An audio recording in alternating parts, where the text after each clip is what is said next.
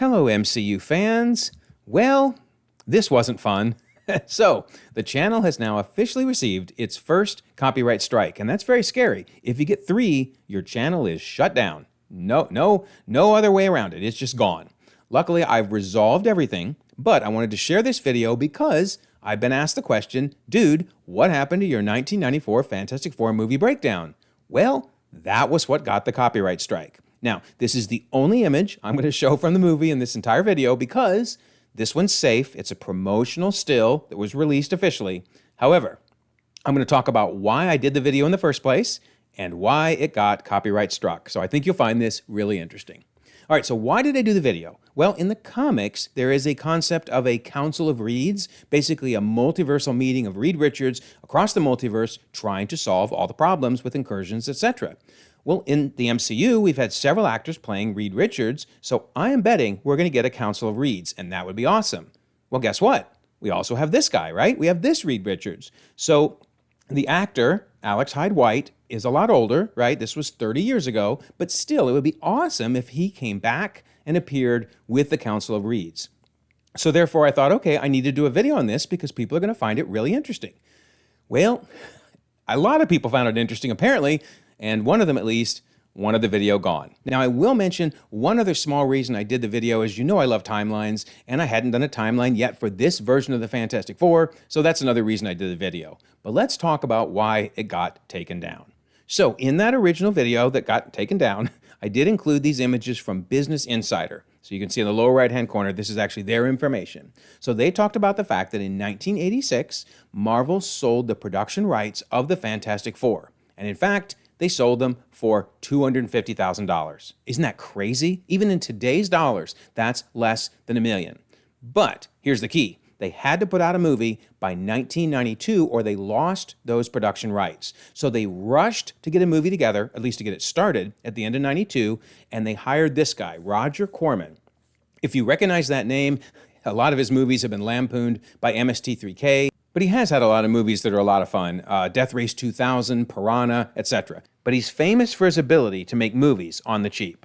Sure enough, the budget for this movie was supposed to be $30 million, and he was given $1 million. So he did the best he could. Now, this is an interesting quote from Stan Lee, who said the entire production was a sham. It was never supposed to be seen by any living human beings. And that is important to why my video got struck down.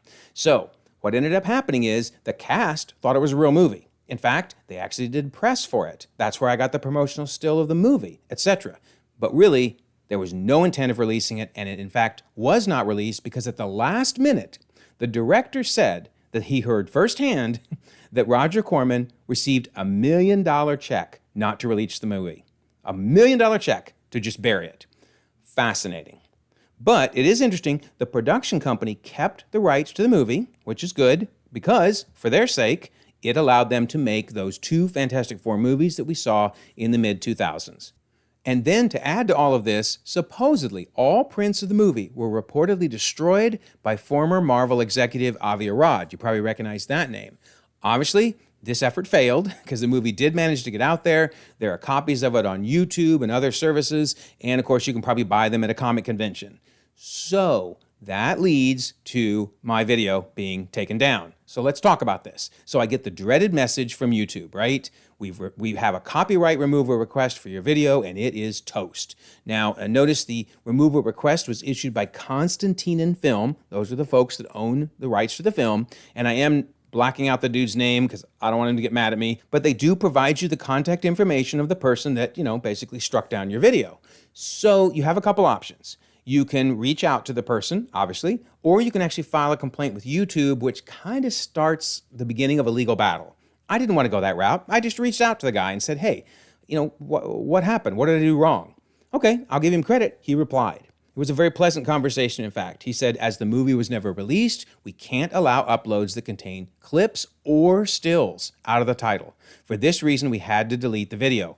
So as you know, I don't use clips because I always figured there's a better chance someone could get mad. So I always use just stills. They didn't even want you to use stills. So I replied and said, I'm confused. There's multiple copies of the entire movie on YouTube. Well, the response was, as there are so many illegal uploads, it might take some time until they're all gone, but we're working on it. Now, I'm going to kind of cry foul on that. I don't think they were working very hard because I found the videos immediately. My guess is what happened is YouTube recommended my video to somebody that worked at that organization. They saw it and then they had to do something about it. But I don't know that they were proactively trying to take videos down. It was more like, hey, if we find out about it, we're going to take it down. So I asked him, hey, is there any chance you would remove the strike, because that really hurts my channel, and then I would get rid of the video? Sure enough, they did. That was so nice of him. He said, we removed the strike. Please delete the video and let me know once you've done that. So that is why the video is not on my channel. But that was really cool. Sometimes just having a conversation with people can work things out. But since I had his ear, I said, hey, you know what? I really think you should release this movie to the public because people want to see it.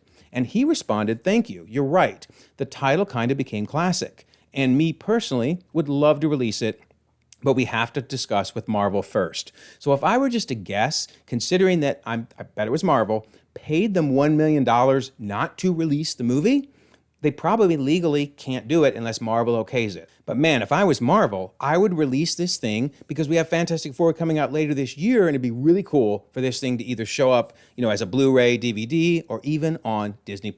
So cross your fingers, maybe something good could come out of this. But anyway, because I did do a timeline summary, I thought I would at least share the information from that earlier video in case you didn't get a chance to catch it. I can't show you the stills from the movie, but I can tell you why I placed it where I did. So really high level, really quickly. The opening of the movie started with Reed, Victor, and Ben in college. So the movie has to be taking place during college, right? They're learning about a 10-year comet. That's very important because it comes every 10 years.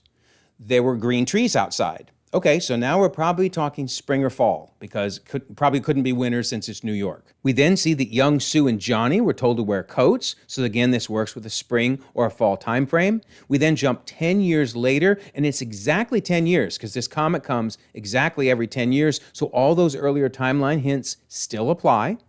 We see again that there's a lot of green trees and plants, and we even see a bicycle on the front porch. So it's really looking like a spring or a fall. We also see that sunrise is by 7:10 a.m. because when Reed comes to pick up Johnny and Sue, we see on the wall a clock telling us 7:10 a.m., spring or fall again.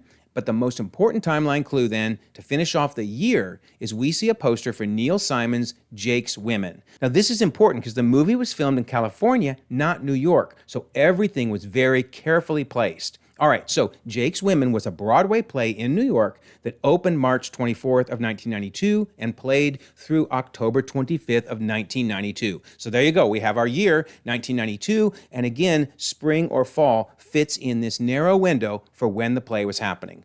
So therefore, my decision was to go with fall, and I chose September of 1982 for the beginning of the movie and September of 1992 for the end. So there you go. There's the official timeline summary, even if I can't show you anything from the actual movie. And then don't forget, we have that Google Timeline document out there. It's sorted by timeline month, but you can sort by release month. Of course, you go up and just choose your sort, and you can filter by whatever you want, including multiversal films. And if you do that, notice we have multiversal films that don't connect to anything yet, and then I even have them marked if they're Deadpool and Wolverine. But in this case, Fantastic Four does not connect to anything yet. It was supposedly going to be released in May of 1994, but from a timeline standpoint, happens in September of 1992. And if you remember, here are all of those multiversal films. I've now covered Fantastic Four, or at least as best as I can. And of course, Howard the Duck will be my next one. I've talked about doing that for a while. Hopefully I won't get another copyright strike. But again, I think Fantastic Four was just such a big issue because it was never officially released. And of course, here's the rest of those multiversal films, most of which I've covered the timelines for. So there you go. That is why my video was copyright struck and how I took care of it. And maybe it's some advice for anyone listening that has a YouTube channel. There are ways to resolve this and move on. So anyway, let me know your thoughts about all this craziness. Don't forget, we do have a January contest running all month long. Be a subscriber, leave a comment, win a book or a steel book. And there is a membership option in case you're interested in that. And then I always love to mention the Discord. Of course, timeline discussions, you know they'll be happening in the timeline chat. So I'll leave a pinned comment so you can join. 1,900 members across the globe, conversations 24/7, and we would love for you to be part of them.